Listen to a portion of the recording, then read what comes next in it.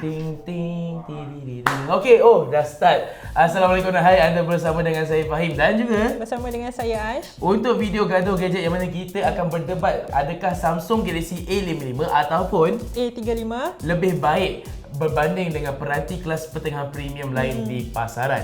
Jadi Aish, selama ni kalau video gaduh gadget je mesti aku je yang duk bantai macam-macam, cakap macam. Apa kata kali ni Aish pula yang mulakan dulu. Apa yang menarik dengan A35 dan kenapa orang patut pilih handphone Aish bukannya pilih A55? Alamak, susah soalan tu Fahim. Tapi apa kata Ash start dulu dengan beritahu dia punya spesifikasi basic peranti ni. Dia menggunakan chip pemproses Exynos 1380 dengan bateri sebesar 5000 mAh bersama dengan sokongan percasan pantas 25 watt. Pantas 25 watt tau. 25 watt. Dan kemudian dia juga menggunakan sistem operasi One UI berasaskan kepada Android 14. Kalau macam A55 pula macam mana? Okey, dia sebenarnya lebih kurang je. Apa yang Aish cakap tu adalah lebih kurang adik kepada A55. Sebab tahun lepas A54 pakai chip Exynos 1380. So tahun ni Samsung nak cuba bawakan satu phone mid-range yang premium yang lebih berkuasa. Dia pakai chip baru iaitu Exynos 1480 yang dibina berasaskan teknologi 4nm. Jadi sepatutnya chip ni lebih efisien. Memori pun 12GB RAM, storan dalaman 256GB, menjalankan One UI 6.1 berasaskan Android 14 sama dengan Galaxy S24 dan sebagainya.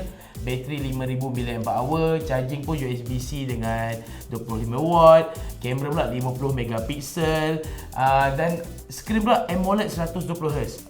Ada ciri mercu pada phone yang mid-range untuk Galaxy A55. Apa beza dengan A35? Sebenarnya kalau beza dia tak banyak pun Fahim. Bezanya yang saya rasa adalah dari segi kamera dan juga chip je. Tapi kalau dari segi kamera, peranti ni untuk A35 ni dia menggunakan kamera dengan persediaan 50MP, 8MP dan juga 5MP. Okey, bezalah sikit. Ini pakai 50-12-5. Di mana persediaan kamera ni pun nak puji sangat hasil tangkapan gambarnya pun taklah berapa baik. Macam mana dengan hasil tangkapan gambar A55? Okey, itu masa kita buat pandang pertama, kita collab sama-sama buat pandang pertama tu, Aish kongsi gambar. Aku pun tunjuk gambar pada A55. Nampak lebih kurang sama, tapi A55 mempunyai butiran dan warna yang lebih menyelah. Ada sedikit je, mungkin tak ramai orang boleh bezakan, tapi pasca proses ambil gambar pada Galaxy A55 adalah lagi pantas. Jadi kalau kita nak ambil gambar cepat, A55. A35 processingnya pun lambat sikit kan. Kalau macam tu, kelebihan je hanyalah dari segi kepantasan mengambil gambar. Tapi hasil gambar tu sebenarnya tak ada jauh beza sangat pun kan? I mean, dekat mata kita sebagai reviewer ada beza lah. Tapi kat mata consumer mungkin macam berbaloi ke dengan extra 300 sebab A35 berapa? 1699. Okey, A55 ni 1999. Jadi beza 300 tu pada hemat saya tak berapa berbaloi lah. Itu saya macam setuju. terlalu besar kan perbezaan harga betul. tu. Tapi untuk performance mungkin dia berbaloi sebab walaupun beza 300, memori untuk A35 adalah 8GB RAM. Betul. Memori ni pula 12GB RAM dan sokongan 8GB memori maya. Maknanya dia ada 20GB RAM lah senang cerita. Jadi main game pun saya dah test. Ini antara yang cukup pantas untuk sebuah mid-range premium tahun ni. Ada perkara yang saya perlu jujur dekat sini, yang prestasi peranti ni pun tak boleh saya nak puji sangat Fahim. Sebab seminggu pertama penggunaan saya dapati phone ni sangat panas lah. Walaupun saya tak buat apa, hanya dengan mengecas pun tubuh peranti ni dah terasa panas. Tapi lepas seminggu tu dia dah makin baik. Tapi prestasinya juga untuk memainkan permua, kalau tahap resolusi tinggi tu kita akan rasalah sikit dia punya tak smooth tu.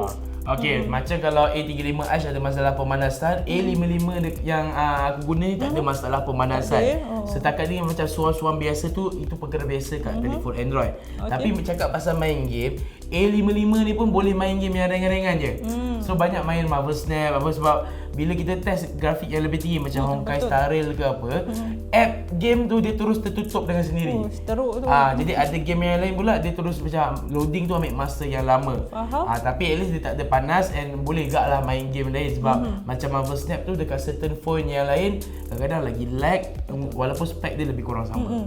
Jadi saya rasakan untuk spesifikasi dengan prestasi yang lebih baik mungkin A55 boleh menang lah. Tapi untuk mencari sebuah peranti dengan spesifikasi yang hampir sama dengan A55 ni, A35 ni mungkin anda boleh pertimbangkan. Tapi macam Ais cakap tadi, dengan harga 1699 nak dibandingkan dengan 1999 untuk spesifikasi yang tak jauh beza, anda perlu jadi pembeli yang bijak lah kat situ. Ya, betul, sebab sebenarnya agak mahal. Kita dah masuk ke tahun ataupun era di mana pengeluar China menawarkan pelbagai variasi, pelbagai jenis telefon pintar. Betul. Macam kalau nak cakap pasal harga 1999, kalau anda boleh beli handphone yang hampir RM2,000, baik saya cadangkan Redmi Note 13 Pro Plus 5G. Sebab apa?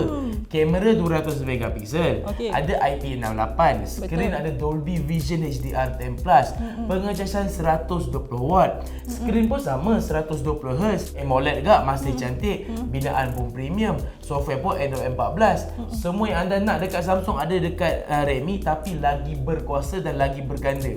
Kemas kini pun sampai 4 tahun dan sebagainya, dan kemas kini HyperOS akan datang pada Redmi Note 13 tu, turut akan dapat ciri AI yang tak ada dekat phone ni. Sebab phone ni Aish, walaupun dia pakai One UI 6.1 sama dengan Galaxy S24, satu ciri AI pun tak disertakan.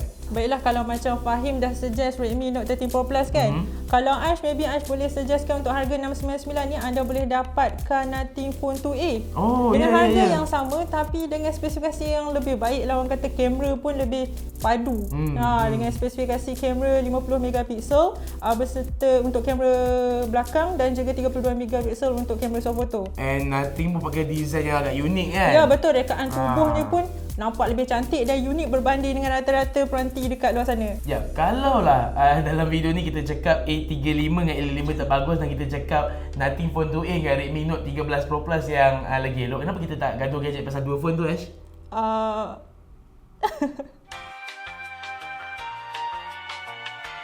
Okay, tapi kita kembali pada gaduh gadget Samsung ni. And dalam review artikel saya yang masih sedang ditulis, harapnya bila artikel video ni keluar anda dah boleh baca. Saya ada cakap yang Galaxy A55 adalah peranti yang bagus, tapi dia belum boleh capai ke Galaxy idaman.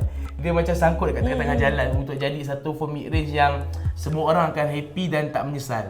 Kalau untuk Aish pula, nanti jika ulasan Aish dah keluar, anda dapat Aish ada kongsi Aish punya pandangan kat situ, yang Aish rasakan 1699 untuk peranti yang macam ni sebenarnya agak mahal lah bagi Aish.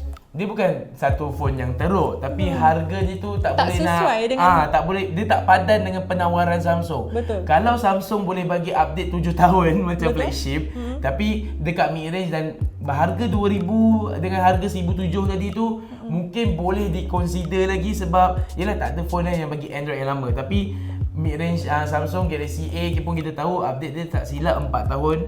4 tahun Android, 5 tahun kemas kini security. Which is sama dengan pesaing lain yang boleh beli pada harga lebih murah ataupun harga lebih kurang sama dengan spesifikasi yang lebih padu. Jadi nampaknya Aish, kita punya gaduh gadget kita stop dekat sini je. Betul. Kita boleh katakanlah yang A35 antara yang paling lemah berbanding dengan A55. Tetapi dua-dua ni pun susah untuk kami sarankan. Betul. Sebab baik kita beli mid-range yang lain. Jadi itu sahaja daripada saya Fahim dan juga saya Aish. Jumpa lagi anda dalam video gaduh gadget lain di Amans. Assalamualaikum. Bye.